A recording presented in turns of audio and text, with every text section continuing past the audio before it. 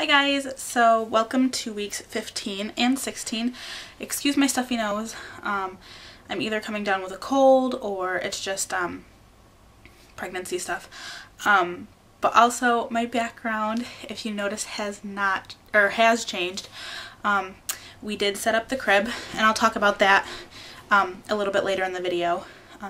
I wanted to put 15 and 16 together because there wasn't that much that happened as far as symptoms. However, as far as what's happened these past 2 weeks, there has been a lot going on. So I'm going to explain that in this video, so I hope you guys enjoy. And I'm sorry if this video turns out to be pretty long because I have a few things to talk about. So let's just get into it. This week, well, 15 and 16, both weeks, symptoms have pretty much just been exhaustion. I sleep all the time when I can.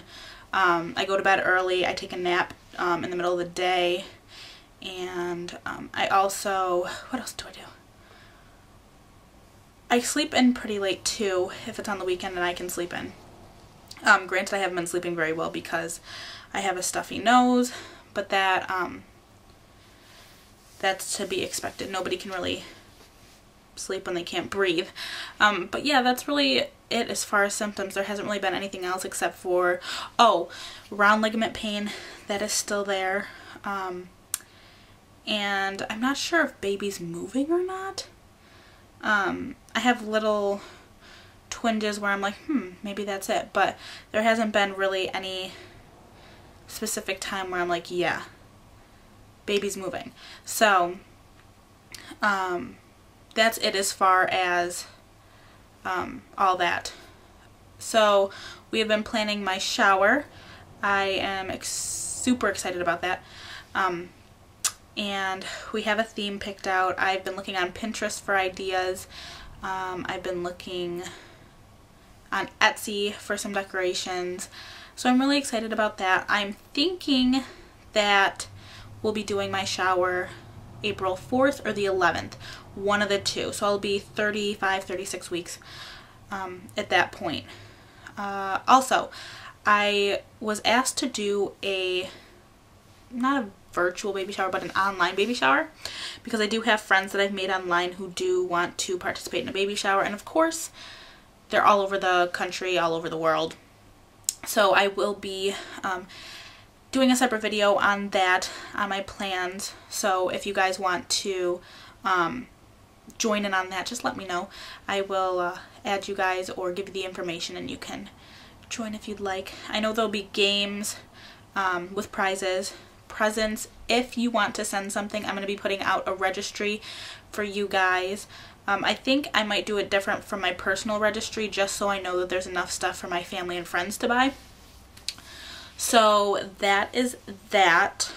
What else? Oh, we put the crib together. I've been staring at this box for so long, and finally yesterday I was like, let's put it together. So I took everything out of the box. I actually rearranged my room and put the crib up and put it where I wanted it to be. I'll do a room tour after the baby's born, or close to the baby being born, so I can show you guys what's going on with that. And don't pay attention to the purple blanket. The purple blanket does not give away the gender. It could be a girl, could be a boy. It's just a blanket that I put in there. What else? Put together the crib. Oh, we put together the swing / bouncer this morning. And that'll be included in the room tour. But it'll be closer to when baby's born, when everything is literally all put together. But the crib is right here. And yes, it is gray. I fell in love with it and I needed the gray one. So that brings me to a question that I got from a few of you, which is, are you moving out? No, not at this present moment. And my reasoning being, I applied at a few different apartment complexes and a few of them screwed me over. So I figured that it would be best, I would have the most help if I stayed at home. I do give my mom money for being here because I do want to be treated like I'm an adult, not that I'm a child living under her roof. So I do give her money every month towards rent, and so I expect people to knock before they come through my room. I expect privacy. I don't want to be nagged about stuff. Just basically being like a tenant. So that's been working out really well. I was planning on moving out when baby was 7-8 months old. So when tax season next year, not this upcoming year, next year. Because with my tax return, I'd like to pay off an apartment for a whole year so I don't have to worry about it. Of course, there's other options of things that I want to do, but for now, that is the plan. Things could change, but for now, that's what's going on. So, I'm making the best of the space that I have. I've gotten rid of a bunch of stuff. I'm selling a bunch of stuff. I want to get a new dresser. I have a dresser in my closet, and I'm going to be getting rid of it, I'm pretty sure, because I want to get a dresser that I can paint to match baby's bed set. So when he or she moves out, they can take the crib that will convert into a full-size bed and their dresser that matches. So I'll be painting that. That'll be a DIY project that I'll probably do a video on. I'm just this video is all over the place, but I'm trying to incorporate everything. I didn't write anything down, which I feel super bad about, but I'm trying to include everything. So I'm just pretty much trying to get ready for the baby. And people are going to be like, well, you're 16 weeks. Why are you starting now? Because I have so much to do in this room. I want to paint, so we have to ask our landlord if I can paint. I want to get some decorations for the walls. I need to get, like I said, the dresser, paint the dresser, wait for that to dry, especially with it being the winter. Clothes, get clothes put away, stock up on diapers. I have so much to do, and I figure if I start now and gradually start getting things together, that by the time I hit like 35, 36 weeks and I'm too tired to do all this, it's going to be done and I'm good to go. Granted, I'm going to have stuff to put away after the shower, but that's going to be nothing compared to getting this room ready. And another thing I want to get fixed, which I don't even know if it's going to get fixed, is there's a window right on the other side of this crib and right on the other side of my bed. And the window's been cracked for a couple years now. And with a baby coming and some issues we may encounter, which I'll cover in a few seconds, I don't want a draft coming through the window. So me and my mom are going to see if the storm window, the extra storm window we have, is going to fit in that window so we can kind of like keep the drafts from coming in. So that's as far as projects. That's all I know. Painting the walls, keeping clean, making sure everything's organized and ready to go, getting rid of excess stuff I don't need, putting stuff in storage, all of that I have to get done. And with the baby's dad not helping out, we don't really talk that often. We don't communicate like we should. Do I wish we had a better relationship where we did communicate better?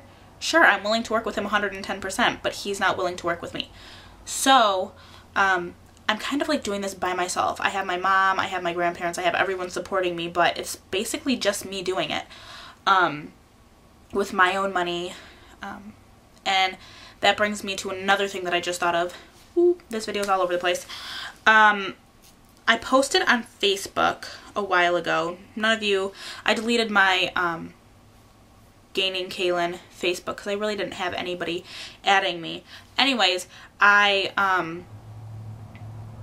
posted on another Facebook of mine, my personal one, that I felt like I had to buy everything for this baby to prove myself. Because as a young mother, a lot of people expect you to either have your kids be raised by your parents, have them help you out a ton, and I didn't want that stereotype portrayed towards me. So I bought the crib, I bought the swing, I've been buying all of the diapers. My mom's bought an outfit, just an outfit. I've bought wipes, I've bought what else have I bought? Toys, clothes, a bunch of stuff, because I don't want people to think that I'm going to be living off the government or using people to my advantage. And living off of the government, people wanted me to apply for Section 8. And the more I thought about my situation, I could move out if I applied for Section 8. I really could. But I felt like other people needed it more than me. I had a place that I could stay that had a roof over my head, kept me warm, kept the baby warm, safe, healthy. So I just chose to stay at my mom's house instead of using up resources that someone else could use more. So that's kind of my mindset when it comes to the whole Section 8 and everything like that. So, okay, let me get to this last part because I'm already at 11 minutes and it is way too long. This past Friday, I got a phone call out of the blue. I got a message left and I might cry. I apologize in advance. I got a phone call from a genetic place and they told me that I was referred by my doctor's office and to call them back. So I did, and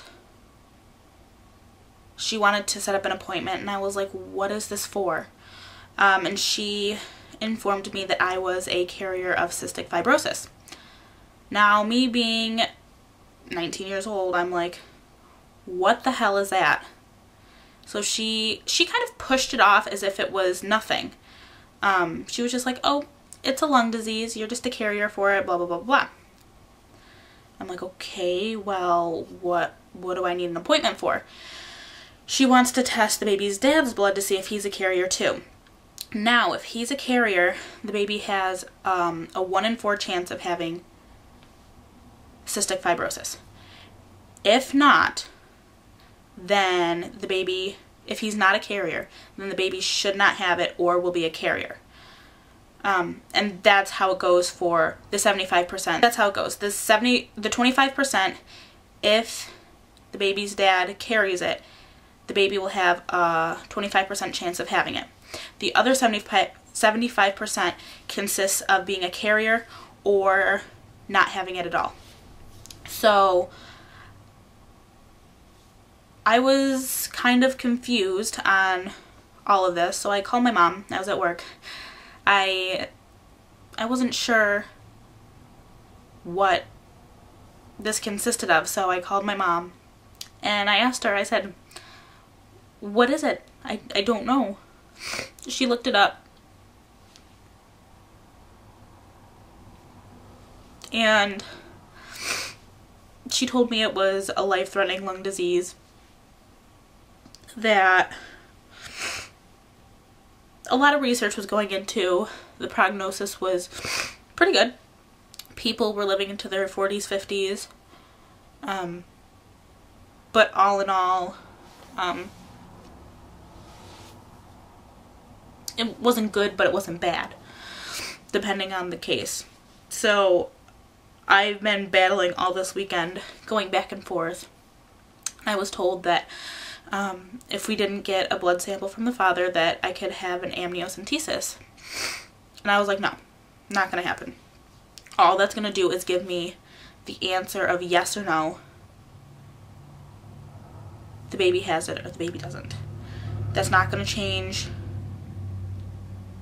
the fact that baby has it. So I'm trying to stay positive. I'm at the point where deep down I know,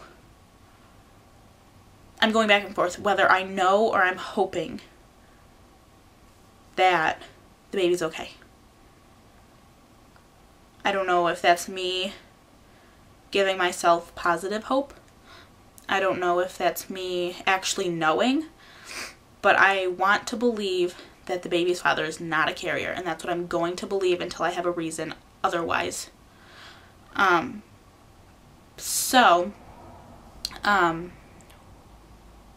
going to wait until baby's born and get baby tested and go from there. So if baby has it and I made this plan before I found out about the cystic fibrosis. I want to work from home, so I have all the time in the world with baby.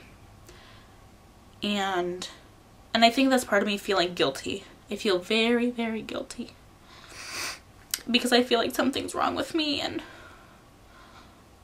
that made something wrong with my child. And I feel there's no definite whether baby has it or not, but if baby did, I would feel so guilty that I played a part in that. So I'm kind of having a rough time. I'm going back and forth. And I know I'll love baby no matter what, but I think it's me feeling bad because of all the medications and the treatments and the therapies, and of course they don't know any different. That's how they've lived their life since they were born, but I would know the difference. So I think it's harder on me than it would be harder on the baby. So I'm glad that I know now, so then when I do get married or have a significant other and I choose to have kids later down the road, I can get them tested and we'll know the chances of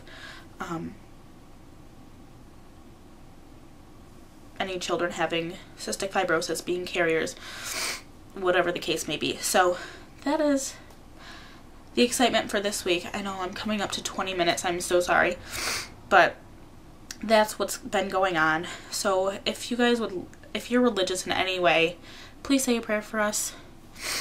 I would never wish this upon anybody.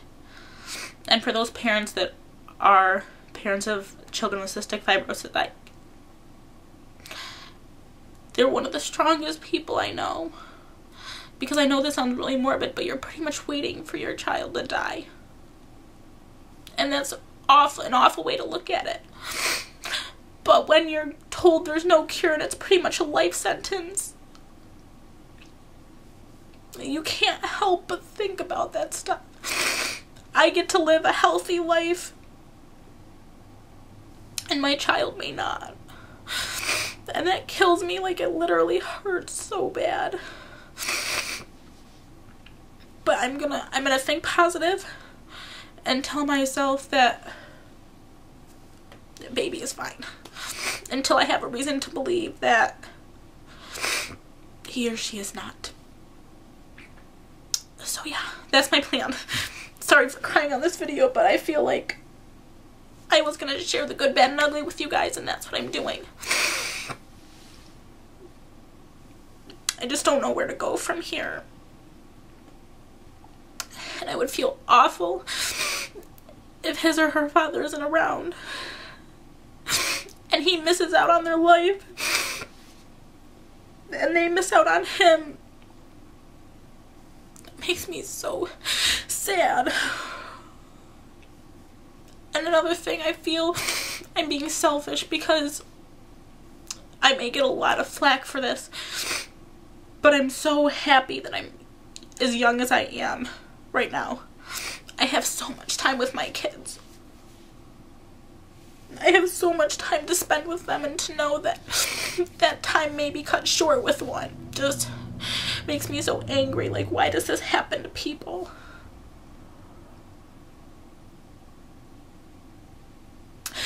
Anyways, that's enough crying. Exciting news, I have an appointment on the 25th, anatomy scan, so we'll know gender. Technically I know now, but I will be announcing it to you guys, getting it confirmed and announcing.